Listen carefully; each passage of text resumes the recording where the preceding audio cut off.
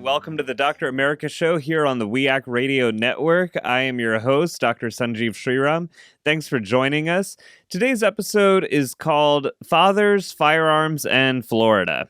So, fathers. Okay, so this episode is coming just in time for Father's Day.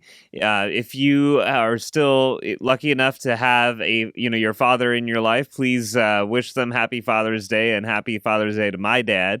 And all the great dads out there, we're really very grateful for all the love and support you offer to your families. But yeah, let's talk about fathers, for the show for a second. In particular, let's talk about gay fathers.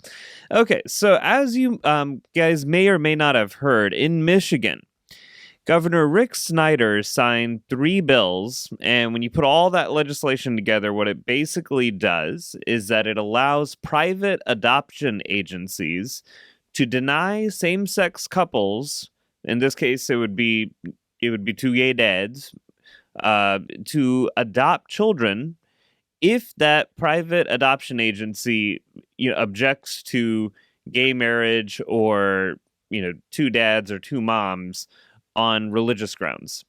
So this is if this sounds sort of similar to that nonsense that happened in Indiana a little while ago, you're right. It's similar. It's it's roughly the similar kind of attitude and wrong-minded perspective. But basically, yeah. So Governor Snyder signed this legislation, and it allows private adoption agencies, even those agencies that are receiving state funds to carry out the work of adoption, it allows those private adoption agencies to deny same-sex parents the ability to adopt if that private agency has objections on religious grounds. Needless to say, this is just plain ridiculous. And the sad thing is that Governor Snyder is well aware that there are 13,000 children in Michigan's adoption and foster care systems. And all those kids need homes.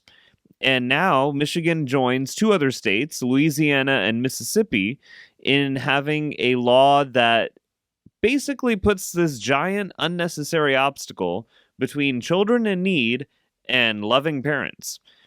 And so, yeah, now we've got Michigan, Louisiana, and Mississippi are 3 states where same-sex couples are not allowed to adopt. And I mean, well, they're not allowed to adopt if an adoption agency says no on religious grounds. And then you've got 4 states, that is Ohio, Kentucky, Nebraska, Kansas, who won't even allow same-sex couples to use the laws that have been set up for step parents and second parents. Just so you guys know, the way that a lot of gay parents used to get around some of these prohibitions on being a same-sex couple and adopting children is that what would happen is, because what's really sad about some of this is that they will allow a single person to adopt a child, no problem. But if you are belonging to a same-sex couple, there are a lot of obstacles that these couples face. So what they would do is that each member of the couple, so each father or each mom, would adopt the child or the children under that, that single parent, method. And then the other parent would be able to get their parental rights by using a step-parent provision or a second-parent provision. Now, for those of you who don't know what second-parent means, it actually has really nothing to do with sexual orientation of a parent. Basically, and this makes sense once you hear it. Basically, a second parent is, let's say you have a mom and a dad, and they have a couple of kids. And let's say, for whatever reason, the mother passes away. And now you have the father with the children. And then that father decides to get remarried. And basically that woman, the new mom, can adopt these children as a second parent, or as a step parent. So, they are kind of the second mom, for in these children's lives. And that's where second parent kind of comes from. And, there are these, things that are set up. And So the reason why I'm bringing this up on the program today is that, as I've kind of pointed out to you guys before, we're all really eager to hear how the Supreme Court is going to rule about gay marriage equality nationwide, so that, couples that get married in Indiana can have their marriage recognized in Ohio. Ohio being one of the states that's really in question in this particular Supreme Court case. Now, this is a big deal for a lot of gay families in the sense that it helps with a lot of just basic household functions, and it does give them a lot of legal protections. However, parental rights are still kind of one of these fuzzy areas, and the reason why, actually, I mean, some of it is, yes, that there is just plain old bigotry out there against homosexual families, but the other side of parenting is that it is actually kind of complicated.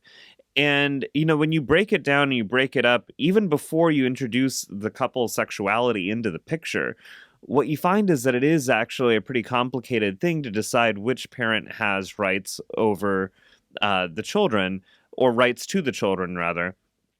And the reason why this is complicated is that if you consider all the different ways that people can become parents, like I was just describing to you how somebody becomes a second parent, and then you have situations where couples get divorced, and they get remarried, and now there's and then if they were to get separated again, or if one of those parents were to pass away, does the step parent have legal rights to the parent to the children from the previous marriage and the children that were born in that marriage? So that is that, let's say you have the stepmother who has her own children in that marriage, and then she has children from her husband, who is now deceased, and that husband's children are from a previous marriage. Does the stepmother have a parental right to all of these children? Now, the court automatically pretty much guarantees the right to the biological children, but her stepchildren, if those stepchildren's, biological mother is still alive, even though, regardless of how much contact they may have had, though, it might be tough for this stepmother to get parental rights to these children who have been maybe part of her household on a daily basis. So, and that's where, I mean, and that's even, so you can see how complicated that is well before you get into anybody's, sexuality. And then if you were to add in all the new methods of becoming a parent based off of in vitro fertilization, other reproductive health advances, now you're entering a whole new world of, well, is someone a parent if they are a sperm donor? Are they a parent if they are a surrogate parent, in the sense that they carry the baby inside their body, and then maybe that baby is from a sperm and an egg that are not necessarily from that person's reproductive system? So you can see how, I mean, parental rights can be very complicated. But in the midst of all of that, for like, to me as a pediatrician, when I look at how complicated that is, I do appreciate that that is a legal conundrum. It's a gigantic puzzle that needs to be, figured out very carefully, very delicately, and also very, very customized to the American family in question. I have nothing wrong with that. But to me, as a pediatrician, I don't want children to suffer unnecessarily just because grown-ups can't seem to get it together to unravel this tangled web that they've created in legality about parental rights. At the end of the day, kids still need to go home to a loving household. I mean, whether that's, a single parent, two parents, they need to go to a household where, they are in a loving environment. And to me, what Governor Snyder has done is basically jeopardize these children's lives for no other reason than to satisfy the, I think what are very misguided and misspoken, bigoted qualms from a, I mean, very small, very hateful minority that really fail to see the big picture. Because at the end of the day, when children are raised by gay parents, even the American Academy of Pediatrics has pointed out time and time again that children raised by gay parents are, no different in their health, in their intelligence, in their social adaptation, in any metric that you have for children, in their emotional life, their academic life, their physical life, their sexual life, any metric that you could possibly come up with for children growing up with same-sex parents versus heterosexual parents, the facts are the facts, and that is that, the children are fine. They do just as fine if they, regardless of what environment they are in, as long as that environment is a loving, caring family. And that is possible, whether the parents are gay, lesbian, if they're, straight, not straight. And it's also possible with single parent families. So there are plenty of family setups that are just fine for these 13,000 kids in Michigan. And the sad thing is that we also know that if you graduate out of foster care, having never been a member of a loving, caring family, you are at a huge risk for a whole lot of things that I would like to hear from, the far right, so-called Christian conservatives. I'd like to hear from them about what they want to say to these kids when they are at a higher risk for homelessness, a higher risk for being incarcerated, a higher risk for, poverty, difficulties holding on to a job, poor mental health outcomes. I mean, these are all things that are totally preventable. And we've got loving parents eager to adopt, eager to build a family together. And, Governor Rick Snyder is going to give in to these bigots about, that, an adoption agency, who, by the way, is receiving public funds to deny, that adoption agency is going to deny these gay parents. So it's tragic. If you are, in Michigan, I highly recommend, tweet your governor. He's very active on Twitter, but really let him know that, regardless of what the Supreme Court decides when it comes to marriage equality, our children deserve better than this, and they should not be doomed to such terrible outcomes just because we are trying, because a few governors are trying to score points with a very vocal but hateful group of bigots. I just don't see how that helps children whatsoever. So if you're on Twitter, if you are, you can find Governor Snyder's Twitter handle and just let him know that, he made the wrong decision. It's time to repeal this kind of ban on gay parents. And really, this is just not the kind of country that kids in the year 2015 should be dealing with. So, okay, that's the first part of the program with Dr. America versus Fathers. And when we come back, we're going to be talking about the next F word, firearms. So, stay tuned. You've been listening to Dr. America here on the We Act Radio Network. I am your host, Dr. Sanjeev Sriram, and we will be right back.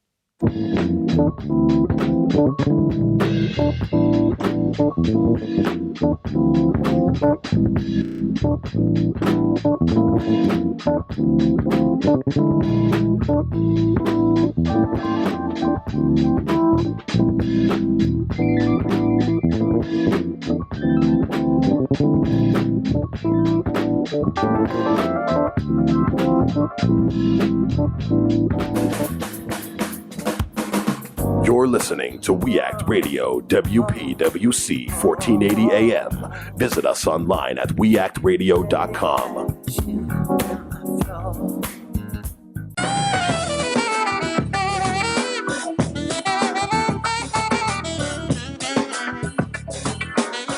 Welcome back to the Dr. America Show here on the We Act Radio Network. I'm your host, Dr. Sanjeev Sriram.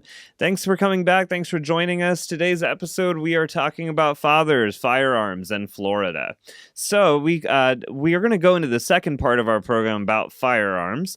And what I actually want to do with this part of the show is to go coast to coast and actually celebrate some victories in gun safety policy. I think that there's a lot of good news to celebrate out there. And a lot of this news, what you're going to find in each of these states where these positive outcomes are happening for gun safety policy, it's largely because everyday Americans spoke up, they got involved, they pressed their state legislature, and they made their communities safer. So kudos to those Americans out there doing that. And I hope that their stories will inspire more of you and more of us to get out there, get involved, and make our country safer. We can take care of this gun violence problem. So here we go.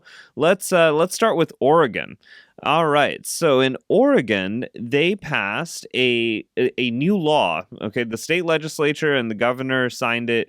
It's a new law that expands the gun sale background check requirements to cover nearly all private firearm buyers, and it really does close the loopholes that would have allowed unvetted sales online. And it imposes new limits on sales to people with severe mental illness. So this is a big deal. I mean, like, this is huge. This is exactly the kind of, high grade, if you want to call it that, background check system that every state needs to apply. So just to kind of, sort of summarize it again so that, other states out there, if you're listening, this is what you kind of need to do. You need to kind of like look at what Oregon did and revisit your own background checks and see whether they're measuring up, because what Oregon did is that they took their existing background check system, and what it does is that it like covers near like almost all private firearm buyers.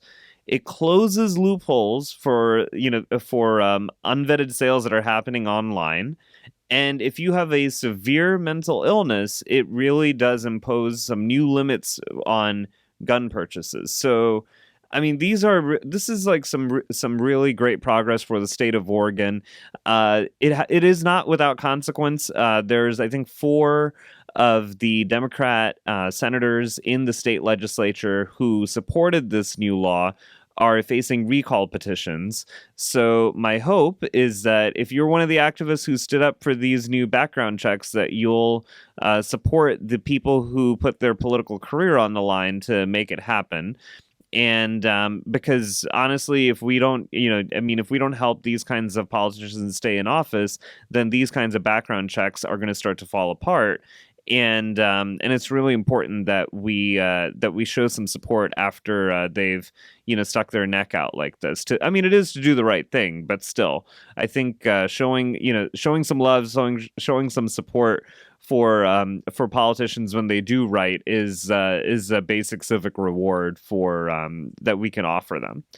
All right, so that's Oregon, and moving on to Nevada. All right, so Nevada's legislature just closed, and they did a lot of different kinds of gun policies, which I'm still kind of sorting through. Some of the stuff was really, really on the NRA's wish list. But one of the important things that they did was that they did not allow guns to be carried on college campuses. This is a big deal. It's really because of activism from parents sending their kids to college and realizing that they don't want to, be in a situation where they are looking at, a Nevada college becoming the next Virginia Tech, where, a student who's upset or a student who, thinks that they are some kind of action hero or whatever, lets loose with a gun and ends up hurting a lot of people. So I'm really proud of Nevada parents for standing up for no guns on college campuses. I think that's great. Nevada, keep up the good work, because there's apparently a 2016 ballot initiative to require background checks on all gun sales. So you and Oregon can be, BFFs on background checks if you make this happen. So stay on top of it, and we're rooting for you. And kudos to all those gun safety advocates out there. Great job. All right. The next group of everyday regular Americans that I really want to thank for their common sense about gun safety is a group of moms in Missouri. So, this past weekend, or maybe it was a weekend before that, the local zoo, okay, has a policy that tells visitors you've got to leave your guns at home. Now, this sounds like basic common sense. It's a zoo. You have a lot of kids. And, and this zoo's policy is that they do not allow visitors to bring firearms into the zoo. And no open carry, no weapons allowed. And what these moms did was is that they went to the zoo to actually show support for that safety policy, because on the other side of the street were a whole bunch of open carry activists who were upset, I guess, that they could not take their rifle with them into the zoo when they're going to go and see some animals. So I really don't know what those open carry activists are about, but I know that these moms are, deserve a lot of credit for supporting their local zoo, and I mean, just common sense, decent policy. And the reason why this is particularly important in Missouri is that you can buy a gun without any training, you can buy a gun without a background check, and I mean, so it makes a big it's a big deal when a zoo decides, like, hey, like, we live in a state where, you don't have to, have a background check. You don't have to show that you've completed training for owning that weapon. You can just go buy a gun. And I think that, when places like zoos that have a lot of kids visiting, stand up for common sense safety like this, I'm so glad that there are everyday moms who are, backing them up, showing some support, to keep those kids safe while they're having a fun time at the zoo. So great job, Missouri moms. Keep it up. And hopefully, your state legislature will start turning around some of those gun safety policies so that you won't have to, worry about your children visiting other places besides, the zoo and school and all of that. All right, so kudos to Missouri. The next state I want to visit is Connecticut, because there was a big study that came out this week from our neighbors over at the Johns Hopkins Center for Gun Policy and Research. And what they showed was that there's this gun law in Connecticut that requires residents to have a permit before they can purchase a handgun. Okay, so what that is that if you've ever heard of permit to purchase, PTP, it's a very common acronym used in a lot of gun safety advocacy, but basically Connecticut requires residents to have a PTP, a permit to purchase a handgun. And that simple piece of policy has helped reduce the state's firearms related homicide rate by 40%. 40% reduction in homicide by gun, according to this new study from the Johns Hopkins Center for Gun Policy and Research. So I think that it's a huge win for a very common sense piece of policy. I think that studies like this are really important to show other states that, when you create these basic restrictions, regulations, and yeah, they might be obstacles to people who want to buy handguns. What you end up finding is that, those temporary obstacles, that slows down the access to a gun, does pay off in safety for the rest of us who are not interested in the purchase, or who are just simply interested in being a member of that state without necessarily worrying about our lives. So kudos to Connecticut for keeping up this gun law. I really hope you guys pat yourselves on the back for some very hard-earned public health safety kudos and credit, because this is not an easy law to have around. And I think that having these kinds of these permits to purchase, they might not be popular, especially in the conservative side of this country. But when you're able to show that you can reduce the homicide gun rate by 40%, I think that it might not be popular, but you can demonstrate it's necessary. And there's a lot of public health safety that falls into this category of unpopular but necessary, whether that is like those hard to open twist caps on pill bottles, whether that's seat belts that sometimes wrinkle your clothes, things like that might not be popular, but when they save lives, they save lives. And it's something that I hope more states will adopt, because when PTP, permit to purchase, is shown to reduce homicide gun rates by 40%. You can't ignore facts like those. You gotta act on them.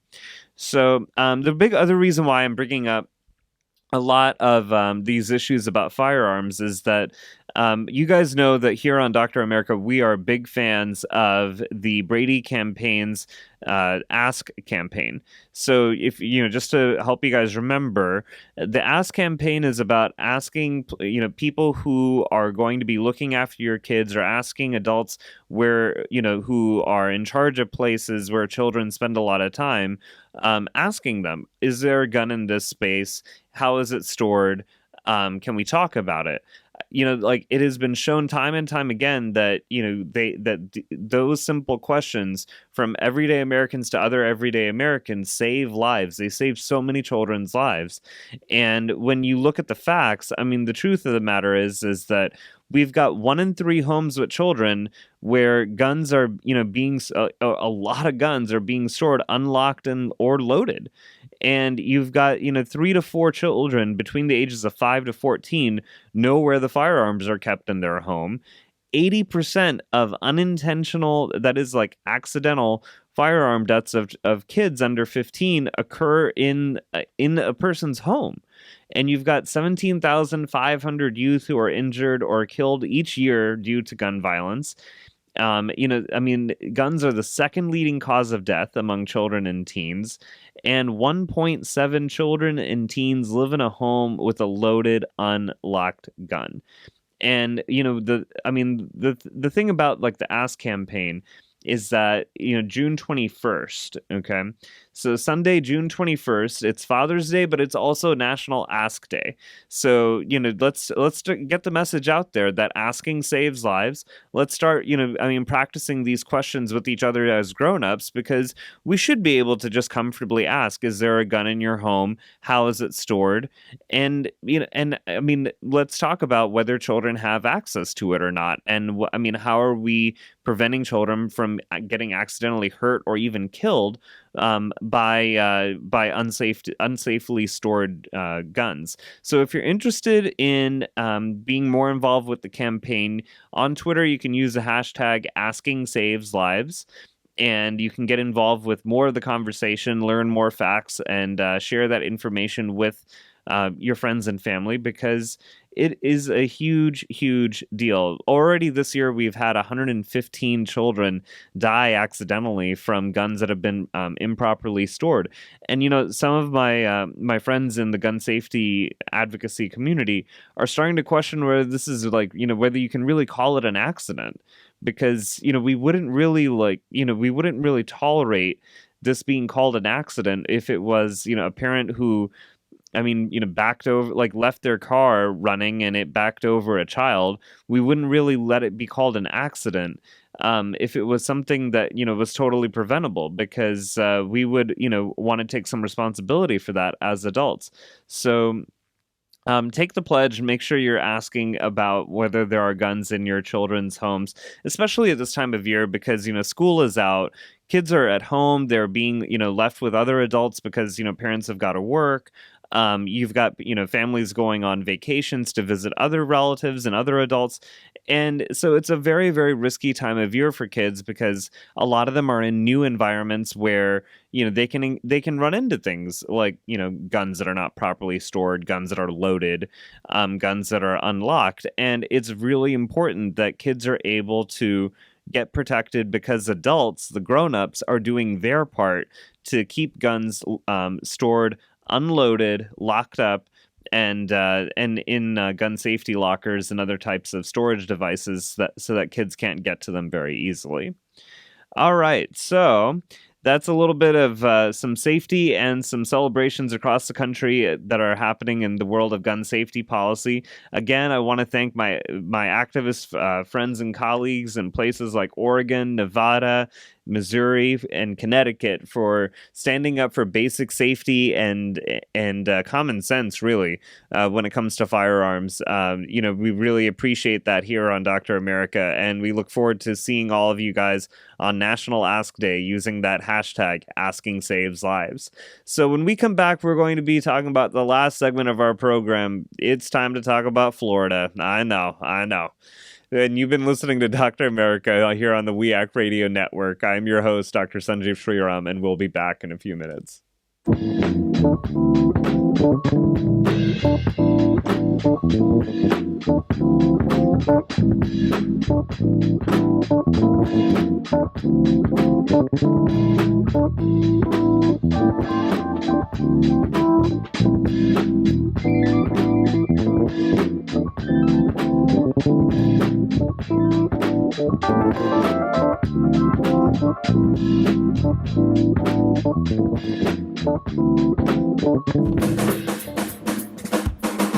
You're listening to We Act Radio, WPWC 1480 AM. Visit us online at weactradio.com.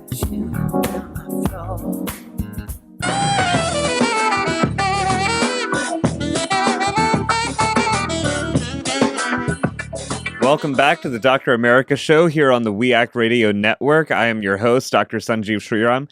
And today's episode, we've been talking about fathers, firearms, and Florida. So we covered the first two parts about fathers and another part about firearms.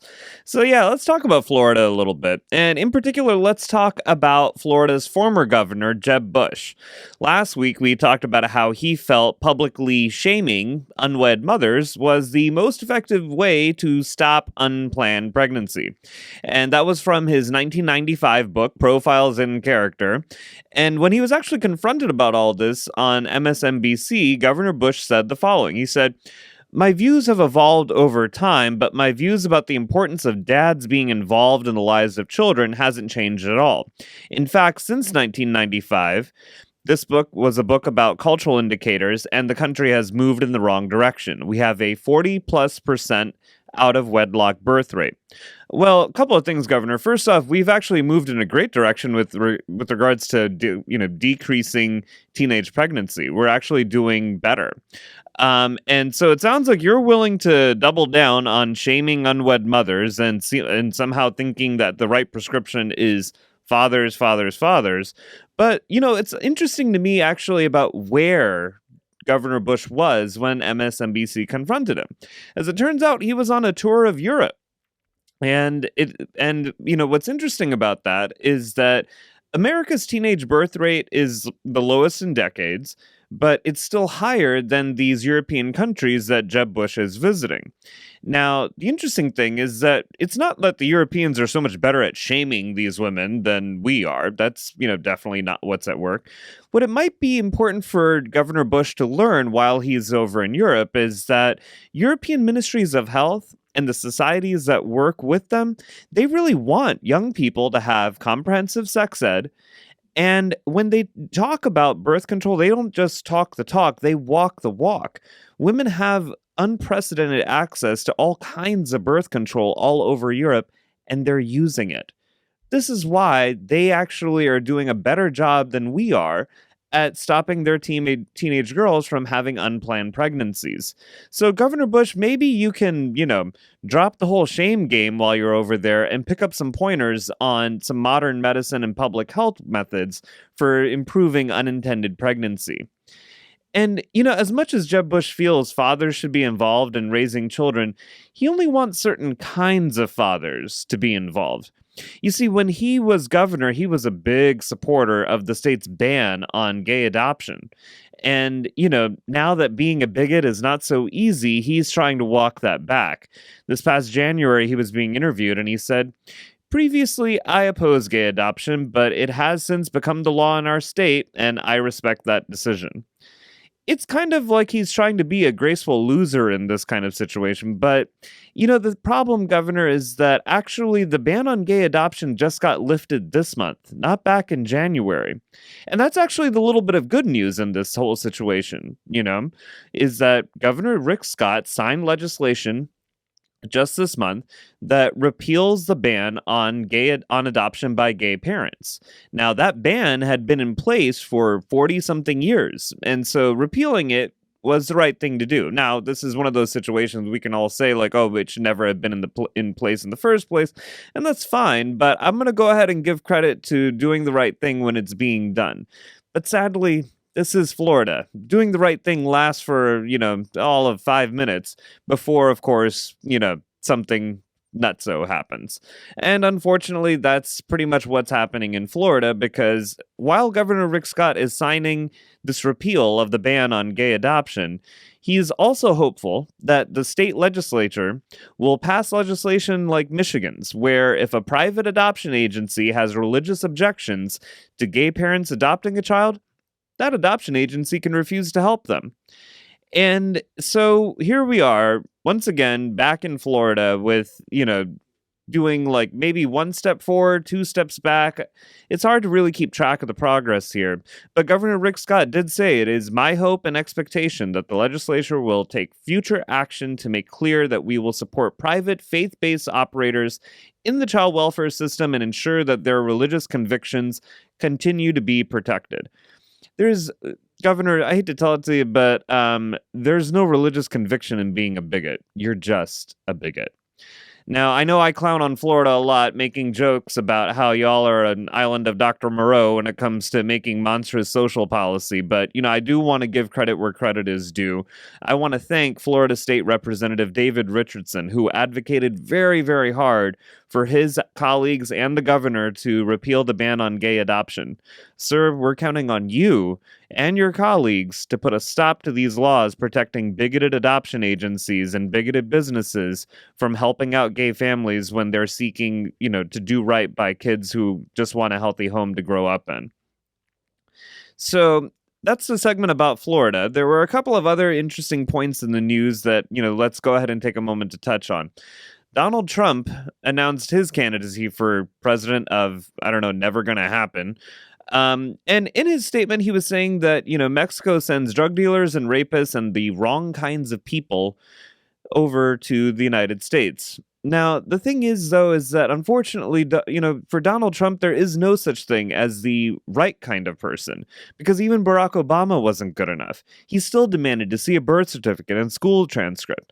Now, I take personal issue with this because as the son of immigrants, I want to point out that Donald Trump said all of this garbage the day before the 130th anniversary of France delivering the Statue of Liberty. What breaks my heart about that is that that gift was given as, it was given to the United States because we apparently represented a beacon of freedom.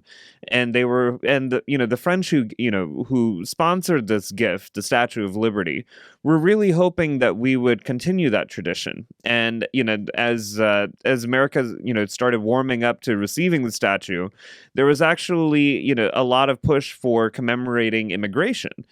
The statue was going to be so close to Ellis Island, and it was well known by immigration activists at the time that the Statue of Liberty was going to be one of the first things that that new Americans would be seeing as they sailed into the harbor at New York. And as many of you know, there was a poem that was inscribed on a plaque, and that plaque is now still part of the Statue of Liberty. And as many of you know, it says, "Give me your tired, your poor, your huddled masses yearning to breathe free, the wretched refuse of your teeming shore. Send these, the homeless, tempest-tossed to me. I lift my lamp beside the golden door."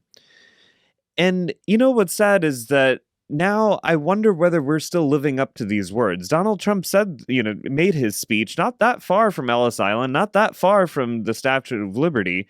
And I kind of wonder, are we still lifting the lamp beside the golden door when we give this buffoon this much time on our airwaves? I mean, it's not that immigrants have anything to prove. We've actually proven ourselves quite capable when it comes to contributing to health, science, medicine. We don't really have anything left to prove even if we weren't doing those things. And we certainly don't have anything to answer to when it comes to, morons like Donald Trump. But I will say that, Mr. Trump, if you have any hope of winning the popular vote or actually making it very far in the Republican primary at all, I would say that using your announcement and candidacy as a time to rip into Mexico for sending over drug dealers and rapists, well, gotta tell you, probably not the best way of winning over the vote of millions and millions of black and brown immigrants who have done so much to make this country the great place that it is. Now, when we come back, I want to talk about one more thing that's happened in the news that has nothing really to do too much with, fathers or Florida or morons like Donald Trump, but it does have a lot to do with firearms, and that is the Charleston shooting. I have some thoughts about that, and we'll get to those when we come back. You're listening to Dr. America here on the We Act Radio. I am your host, Dr. Sanjeev Sriram, and we'll be back in a few.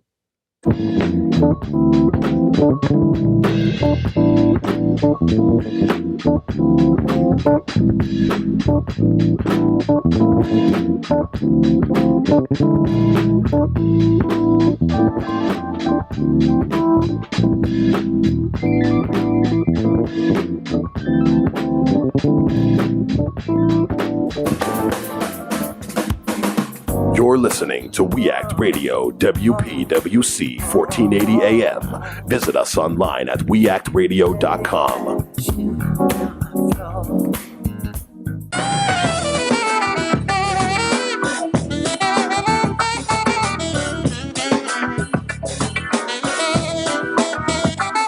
Welcome back to the Dr. America Show here on the We Act Radio Network. I am your host, Dr. Sanjeev Sriram. And today's episode, we've been covering fathers, firearms, in Florida. And it looks like there was another piece of news that came up in between while we were recording this. We did the first half of this recording on Tuesday, June 16th, and we're doing the other half on Thursday, June 18th. And in that interim time, as you all know, there was a tragic mass shooting on June 17th at the Emmanuel African Methodist Episcopal Church in Charleston, South Carolina. There, a 21-year-old Dylan Storm Roof shot and killed 9 people, including the Reverend and South Carolina State Senator Clementa C. Pinckney. At the time of this recording, it's Thursday, June 18th, and we just learned before we started recording that Dylan Storm Roof has just been caught by law enforcement in North Carolina. We don't really know that much about him. I mean, they've tried to find his old high school classmates and some other acquaintances and other people, but, we really don't have very many facts about him. What we do know is that, and pretty much, what we do know is what we've learned about him on his Facebook page and, and some of the things that his acquaintances have said. But none of this has really stopped, big media from pumping that same old story about mental illness being at the cause of this act of terrorism. And yes, it's terrorism. Here's what bothers me about mental illness in the way that it's been covered so far.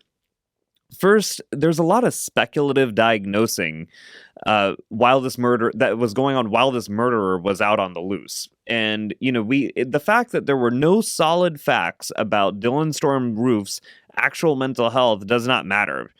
And that's a problem because it perpetuates this myth of mentally ill monsters out there lurking and, ready to strike. And, the reason why I have a problem with this is that it perpetuates the stigmatizing myth. And on this show, we've covered the fact that millions of Americans suffer from some kind of mental illness, some minor, some major, and there's a lot in between. And when the public dialogue dives into this, speculation about mental illness and all of this myth making, it seems like, first off, this is the only time that we talk about mental illness. And then the time that we do talk about it, we're turning this person into a monster. Now, he's very much a murderer. Now, but whether he's this, mentally ill monster is yet to actually be proven. And the problem with monsterifying mental illness is that it continues to perpetuate the stigma for people who actually do suffer from mental illness.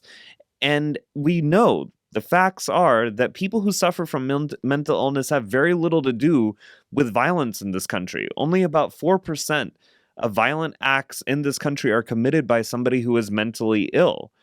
But instead, what we see from big media and from a lot of people who, want to just continue speculating on that 24/7 cable news cycle is that there is this monstrous, mentally ill, person out there. And, and that somehow that mental illness is at the core of all of this. And there are consequences to this kind of stigma. It basically continues to punish people who might eventually want to someday raise their hand and ask for help. Because after all, when you ask for help, do you want to risk being identified as a dangerous monster? I mean, that is the danger of doing, so much, speculative diagnosing before you even apprehended, the murderer. Now, let's say, in the next 24 hours, we actually do learn, from law enforcement and from investigators that Dylan Storm Roof actually does have some previously undiagnosed mental illness. It doesn't change the fact that we were stigmatizing illness as this monster out there rather than humanizing it. Now, that's not to say that I have any sympathy whatsoever for the actions of Dylan Storm Roof. I obviously condemn what he has done. It's a terrible, terrible thing. It's just that we don't really need to take the terrible thing that he did and then use it as an opportunity to once again punish the mentally ill. There is a way to talk about a lot of this without conflating the two. And the sad truth is that, let's say if Dylan Storm Roof has a mental illness, what we really need to be talking about in this country is that why did he have gun rights before he had health rights? Why is it that it was easier for him to get access to a gun before it was easier for him to get access to mental health care? What we really need to be doing in this country is be asking those parts of the country, like South Carolina, we need to be asking governors like Nikki Haley why they are doing everything they can to make it easier for people to get guns and making it harder for them to get health care, especially mental health care. Because, this morning, Governor, Haley has tears in her eyes and she's at a news conference. And she actually said, "We woke up today and the heart and soul of South Carolina was broken. Parents are having to explain to their kids how they can go to church and feel safe." Governor, there are millions of parents and kids and thousands of doctors in America who want to know how and why you and your legislature continue to fight for gun rights and stop health rights.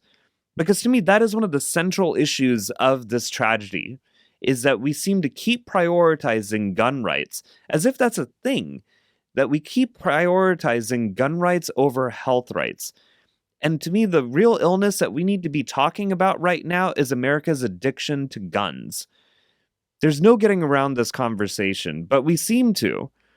There's a lot of people out there saying that they have, that they're praying for Charleston families right now. And I am too. And I don't mean to put down prayer. And I don't mean to say that it's wrong to pray for the families. And I'm definitely not saying that we shouldn't be praying for them. Absolutely, we should be praying for them. Those families are in my heart. They're in my prayers. They're in my mind. And maybe actually, we should be looking at prayer a little bit more closely. And in particular, I'd like to look at a prayer used by some addicts and by some Americans who are simply trying to overcome some other kind of adversity. And that's that prayer. It's really familiar. It goes, "I pray for the courage to change the things I can, the serenity to accept the things that I cannot, and the wisdom to know the difference." America needs to pray for the courage to change the things we can about gun violence in this country. We need to pray for the courage to admit that maybe owning 300 million guns is that's too many guns. We need the courage to admit that gun rights are not real. Legal gun ownership in this country is a privilege. It's not a right. We need the courage to get real about that fact and completely rethink and rebuild how guns are owned in this country. But we don't like any of that. It involves hard work, taking responsibility, and awkward confrontations. So America might pray for courage, but they don't really want to use it. Instead, America is going to pray for serenity, to accept the things that we cannot change, because that sounds an awful lot like complacency. That's what I hear whenever I hear these calls for calm. Because when you're calm, you're not urgent. And when you lack urgency, you won't do all that hard work to stop gun violence. And the other thing about praying for serenity is that it sounds noble. Condolences are offered, and these myths of the mentally ill monsters, they get to be used as excuses. They get to be used as scapegoats from confronting what really needs to change in this country. Serenity means that you don't have to ask all the tough questions about why we have gun rights, but not health rights. And let me tell you, the thing about serenity is that at a time like this, it is complacency. And I get it. I get it, because the thing is that right now, rather than having to, actually confront the things that must be changed, it's easier to just say we need to accept the things that we cannot change. That complacency, that whole thing of not having to take responsibility for any of it. I get it. It's comfortable. It's convenient, but it's also cowardly. Sadly, America is going to lose itself into serenity, and it won't pray for the last part of that prayer. The wisdom to know the difference between changing what you can and accepting what you can't. America won't pray for that wisdom, but that doesn't mean it's not there. In 1963, Dr. Martin Luther King Jr. eulogized the girls who were killed by a bombing of a church in Birmingham. And he said those girls, quote, say to each of us, black and white alike, that we must substitute courage for caution. They say to us that we must be concerned not merely about who murdered them, but about the system, the way of life, the philosophy which produced the murderers. Their death says to us that we must work passionately and unrelentingly for the realization of the American dream. Unquote. Dr. King's wisdom is exactly the blessing we need right now. We need to fight for and find the courage to make it a reality in America for each of us to have health rights before any gun rights. I pray for justice, for an America free of gun violence. I pray for justice born out of courage and wisdom, because without justice, there is no peace, there is no serenity for any of us. And we need to stop kidding ourselves that, that guns are not a problem in this country, that what we really need to do is to keep finding these quote unquote lone mentally ill gunmen, these lone disturbed individuals. Because the truth of the matter is that the longer that we keep trying to use mental illness as a scapegoat, the longer we're going to have to keep dealing with tragedies like this one. Whether it's Charleston, South Carolina, or Oak Creek, Wisconsin. The last time there was a mass shooter going after and attacking a house of worship was not even in 1963. It was in 2012 when a quote-unquote lone disturbed gunman shot and killed people at worship and at public service at a gurdwara in Oak Creek, Wisconsin. We seem to have forgotten those lives because they were brown, they were turbaned, and they may not be what we thought of as American. I know that we can't forget these lives that we've lost in Charleston. We can't forget the lives that we lost in we can't forget the lives that we lost in Newtown, Connecticut. We can't forget the lives that we lost in Aurora, Colorado. We can't forget the lives that we have lost in Ferguson, Missouri, in Cleveland, Ohio, in Long Island, New York. None of these lives can be forgotten, and none of these lives can be written off as any of the cheap excuses that we keep seeming to hear, that, oh, it was a lone gunman. Oh, it was one bad apple of a cop. Maybe it's the fact that we've got too many guns in this country, we've got too much prejudice, and when the two get together, lives are being lost. Maybe we need to actually start getting real with ourselves. And when we're done praying for the courage and we're done praying for the wisdom to change the things that we can, we need to put prayer into action. It is high time that every state in this country accepted the fact that gun violence is killing, one of us every day. There are 30,000 Americans dying every year because we seem to be in denial about the threat that guns are to our public health. It's high time that every state in this country, that our Congress, that the Senate, the House, that all of us took responsibility for preventing any more people from dying unnecessarily. This is preventable. This is on us. This is, the whole thing about, praying for courage and praying for wisdom is that at some point we need to turn and look at each other and realize we are the answer to each other's prayers. We are the ones that have been delivered to help each other at this time and to turn health rights into a reality and gun rights into the myth that it is. This is tough talk. It's tough talk at a tough time. A lot of people are going to say now is not the time to be talking about, about gun control, about gun safety, because they want to try and mask over the real issue in order to appear noble in consoling these families. Meanwhile, we have really only just condemned some future life to a death that could be totally prevented right now if we took the time to get real. Gun violence is a public health threat. It is not some act of God. It is not some, cruel, anomaly of nature out there that we have no control over. We can fix this. We must fix this. We must do better for each other as Americans. Because honestly, I'm not going to, I don't want to live in an America where we keep tolerating one more church, one more school, one more place of worship, one more shopping center, one more movie theater as an acceptable place for gun violence to happen. That, oh, well, that's the best that we've got? Seriously? We're Americans. We can do better than this. We must do better than this. I implore you to seek action in all of this right now, because quite frankly, this is not the kind of thing that really can be, prayed away. I believe in prayer for these families. They deserve, our love, our outreach. They deserve our hugs, our tears, our comforting shoulders. They deserve all of that.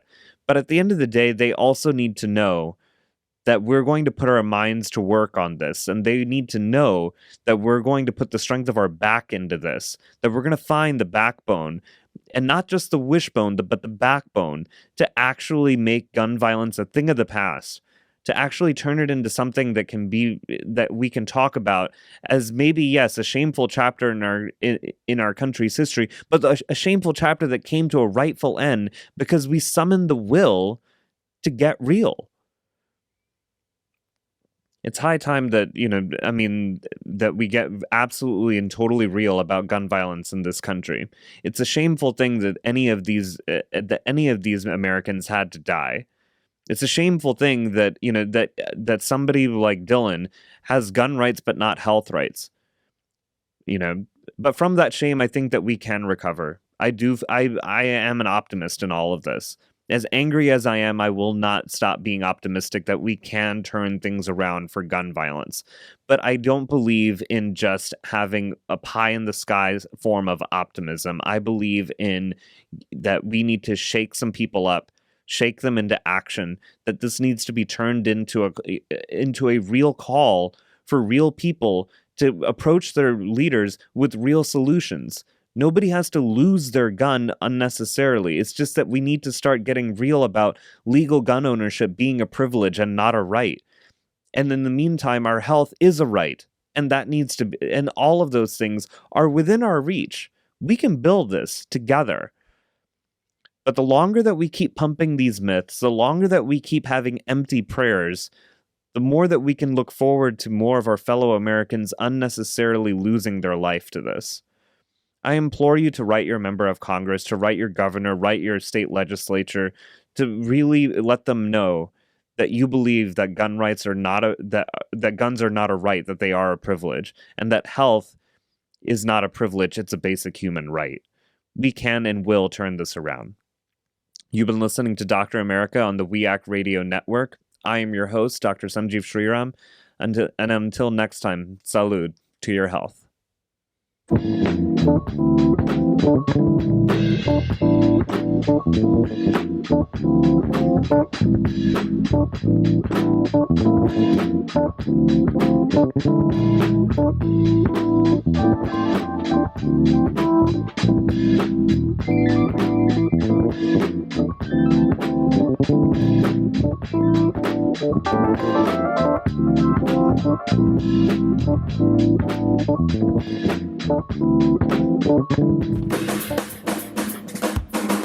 You're listening to We Act Radio, WPWC 1480 AM. Visit us online at weactradio.com.